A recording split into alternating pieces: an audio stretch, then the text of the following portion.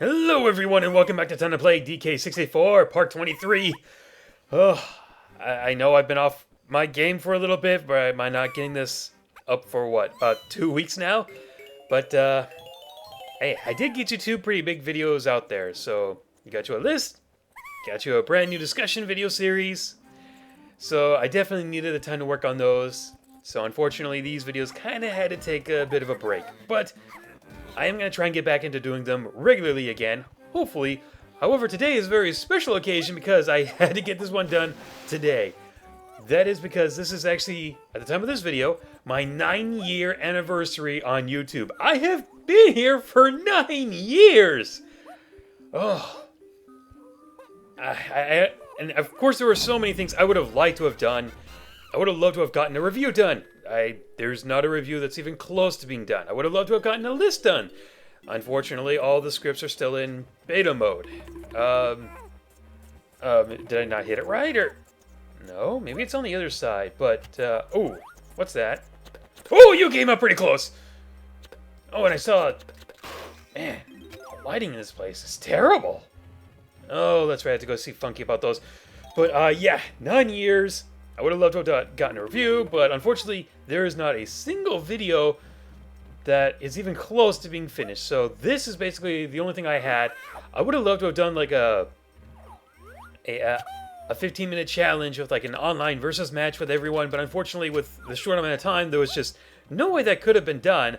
I would have loved to have done a stream version of it, but unfortunately, my internet is nowhere near good enough to do live streaming. I've tried. It's very weak, very poor. It wouldn't work. So that kind of sucks. There's got to be like a button or a switch around here somewhere. Oh, there it is. Yeah, I get the feeling I'm probably gonna be saying that a lot on March 3rd. There's got to be a switch somewhere, right? Oh, even if I can't get a switch, if I get the money, I am buying that Bomberman game. But, enough about that. Man, that enemy respawned pretty fast. Okay, so... I get, what, the banana here, right? I get something? Okay. Oh, okay, so I have to go over there, break it open with my killer rockin' soundtrack, or my guitar, break open the cage, and I'm not exactly sure why it's necessary for me to go all the way over there to play the instrument and then come all the way back to get it. When did I just cut out the middleman just to have it, like, unlocked for me after doing that? I guess they don't want to make things too obvious, but then it's too tedious. But it's not that far, but I don't know. I don't know, it's just, like, something I can't really think of. Like, it just doesn't make sense to me in the long run. Okay, so 9 years I've been on YouTube. And it's kind of funny to think that there's still so many things that I specifically remember in my first year. Like, I think when YouTube used to have the friend system, I think the first friend invite I ever got was from Thumbs Up Master. Yes, from him. I'm still subscribed to his channel. I'm still a fan of his work. I'm sure many of you guys remember him. He was the guy who did like Banjo-Kazooie Rated E, the Stop and Swap subliminal sequels. He's still on there. Heck, I just made Discord today, and he quickly added me. Man, this guy's awesome. So he's like one of the first people I still remember on YouTube when I first started, and the friend invite, he was like the first one. That is so awesome. I think he's just trying to be nice and connect to the people who like subscribed to his channel and the stuff on Twitter and such. So that's really cool. And I also remember some other people. I think Wee Dude was all the way back there in the first year. Brawlmaster was there in the first year.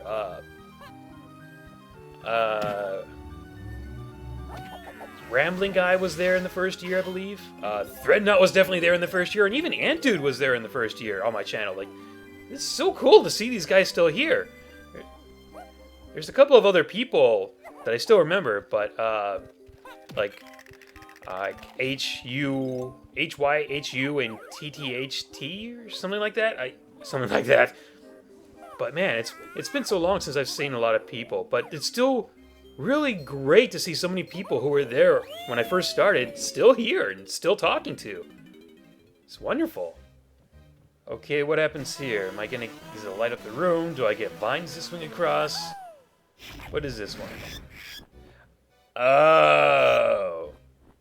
we get a callback from DKC1, except this is very terrible, and because it moves at a much faster rate on the Wii U, I could very easily fall right off of these beam platforms and go to my death. Yay. Squawks, could you shine the light over there?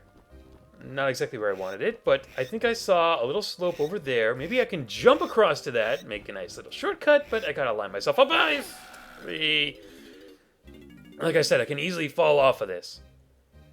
Oh, okay, so I am gonna have to play this again for Squawks.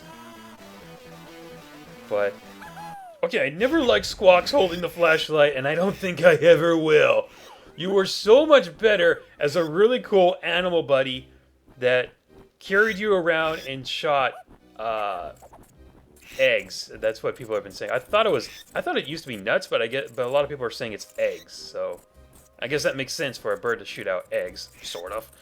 I don't know how you're shooting it out of the mouth, but whatever. I guess if Kazooie can do it, Squawks can do it. And Squawks did it first, so in your face, Kazooie. Gotta be really careful about how I pick up, because I feel like this is like Raiders of the Lost Ark here. One false move could be my demise, and I kind of felt like I was ready to fall off. This side class! Just like that! I mean, I could easily just skip past this part, but I'm gonna try and leave everything in, because I want to try and get some more of these generic Q&As done! Get as many as I can for the 9-year anniversary. My anniversary is giving back to you guys by answering your questions, as I normally do, but I want to see how many of them I can get. Before that, I just remembered, like, other ideas I had was, like, even the streaming. I was hoping to get, like, maybe even a 15-minute challenge with some online games, but unfortunately, with how late it was, I didn't think I really could. Unless, I mean, I did ask Quarter Guy if he had Bomberman Ultra, and unfortunately he doesn't, so, don't want that opportunity. I haven't asked Fuffle's Minion this yet, but if he's up for it, hey, Fuffle, you want to do a 15-minute challenge of who can do better in the boss fight against Clyde from Pac-Man World 2? Come on, man. I know that's very tempting for you. How many of you guys would like to see that? How many of us, which one of us would lose our mind first? Oh. So that's where the Banana Fairy is. Okay. Wait. I'm pretty sure you're in the picture, even though a bat's wing is in the way. Let me try this one. Yeah, that's so much better than the other two. I don't know why, but apparently it is. I'm just the best photographer ever at the third take. Now I'm pretty sure I can just fall to my doom here and get out of the level, and that'll be quicker instead of having to go through all that again. And I didn't even lose any health, so yeah, that worked out pretty well. Okay. Now I think I can go ahead and... No, you know, I don't even think I need to skip or do a little cut. I can go ahead and start answering some questions, because in this, I think I'm going to go back to the other area for DK. Can't go in there because obvious reasons are obvious. So with that said, let's begin some generic Q&As for the 9-year anniversary. First up is Team Kingdom Key. If you would become the head of Sonic Team, what would you put in the next 3D Sonic game? That is a very good question. I still miss the old Sonic Adventure days, but what I would like them to do is once again have an intertwining storyline where it's like, oh hey, the character came in at this part of the story, and you know, it's like, I've always found it so magical when it's like the characters just showed up, but it's also part of their story, and you play their story to find out how they even got there and why they're there. And I enjoyed that. I really did. I also would go back to the way how they work, and I was gonna try jumping over that, but I guess that's not gonna work. I do like how I do want them to have their own individual moves and abilities again, but I don't think we need to go that heavy on it. Like, I think even if you just play as Sonic, Tails, and Knuckles, I think that alone is good enough. Yeah, and then maybe as like an unlockable, you could play as like another character. for the same sort of movesets. Like maybe you'd have you could play as then Shadow and Rouge, and then who do we have for Tails? Probably Cream, but that's all I can really think of. But I guess just like more abilities, the intertwining storylines, and the Chow Garden. Yes, of course, the Chow Garden. I almost forgot about that one. I don't know how I could. Okay, Happy Girl 5632. Hey CJ, what are your thoughts on the new Ask the Sonic Heroes episodes? And do you think that they will use you for Vector again? You know what? It's been so long, but I still remember them because I think I owe a lot of people actually knowing about me through them. I feel like my channel started to really take off after I did the voice of Victor in them, and then like they just saw my name, and then I was on their channel listing, and then I think other people just found me through them. That's because I noticed that sudden increase, and I'm gonna have to do this switch part again. But I feel like I owe a lot of any kind of early popularity, and even to this day, some popularity to them. And the recent episodes, I haven't been able to see a lot of them, but I did see one of the recent ones. I can't remember it though, but I did notice that the animation looked a bit cleaner, a bit more to the actual model of the characters, and I'm just saying that looks better from my perspective. And do you think I will voice... How did I miss that rope? Okay. How am I missing the ladder? How am I missing anything? It's too dark in here. I can't see a rope or a ladder that's right in my face. But if I'm going to be... I think... I'm not sure... I'm pretty sure I can't say it, but I can say, but I can't say. What's in this box? Oh! Well, hey, 2 banana fairies in one video. You can't beat that. We're off to a great 9-year anniversary already. And on my first try, because I'm the best, yeah. So, with this one, with your question with Vector again, am I going to be the voice? I was contacted, and as long as things can work out, you know, timing and everything, I will return as the voice of Vector. However, Vector is still a very minor character in the series, so, you know, don't expect a whole lot of cameos from me. I'm there when they need me to be there. Let's put it that way. Like, I'm not going to show up every time in every episode. I'm gonna be there whenever they need me as Vector. Yeah. So I'm pretty sure I'm allowed to say that, and if not, well, I don't think they mind. I think they'd be happy to do. Oh God, no! No!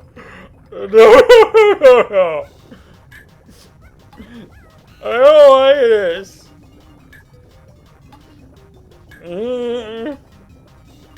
Okay, what I need to do is trap them in the same one, then go to the next layer, and then take off from there. Nice. Okay, play it safe. Go down a little. Wait for him. And then once he gets there, go down to the middle. Go fast. Oh God! I didn't mean to go that way! Welcome to bonus stage. I'm not welcome in this stage, okay? Nobody is. How am I welcome when you put TNT barrels and minecarts and throw them in my face over lava? How is this a welcome mat? Okay. Normally, I play this by just zipping through, so I'm going to try and take a different approach and try and go slow, but zoom in when I need to. So slow and steady. Go slow, wait for them to get to my track, both of them. Okay, they're there, I can switch. Safety, safety. I'll go here for a little extra measure and distance. And then I can slow down, wait for them to get to me. At least that one. And then I can make it to that one on the left. And I think I'm in the clear. I can just go, I'm in the clear. Oh, I beat it on my second try. That minigame is a freaking nightmare. Oh, that feels good. Yeah, it feels good. Aw, that didn't feel good. And now you shall feel my ground pound slam. I want to name that the Banana Slammer, but that really only works for a punch. Sadly, DK doesn't really have a punch. Chunky has the punch.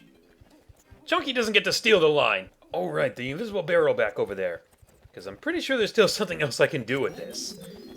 And didn't I hear a splat earlier? So I'm gonna have to look around for that. Oh, and before I forget, what's gonna be a good question for this time? How about favorite cutscene in the game? Mine is gonna be the one right before you get into Hideout Helm and you see them all sleeping and then they're alerted. Okay, now back to generic Q&As. Let's see. Big Boss Man 538. What advice can you offer to people who want to begin a YouTube hobby/career? Oh boy. Unfortunately, I feel like this is a really bad year to start doing that, but better late than never, I guess. Unfortunately, it's going to be a slow start now. I feel like this is going to be worse than it's ever going to be. I mean, my videos have been doing very poorly, and not just the time to plays either. I mean, I love all the reception and positive responses I get from you guys. Your support is what keeps this going. I would not even be doing the time to plays, and I would have cut them all together if it wasn't for you guys. Like, I'm doing this specifically because I love you guys, but we're trying to start up, and I think I've actually answered this question before, but I can't quite remember. It's been quite that long ago. But, yeah, all I can really say is, if you're going to start, get some good effort and practice in, be confident with your voice, try to keep out stuttering and all of that, be as professional on this as you possibly can. Don't make this like a hobby now. Make this more like a professional career. That way you won't have so many videos that you can look back on and feel like they haunt you. Just like my old ones. I mean, either look at how bad some of those are. Actually, please don't go back and look at how bad some of those are. Please don't. Just look forward to the new stuff. Look forward to the stuff I made from, like, 2012 and onwards, maybe even 2011, but it's really hard to look back at find some of the good ones from like 2010 and early. Like, I was not very good. Well, at the start, well, I mean, like, I'm still somewhat proud of most of them because they were the learning curve I needed, but this isn't me talking about the past. This is about you talking about your future. And for you, like I said, you need to start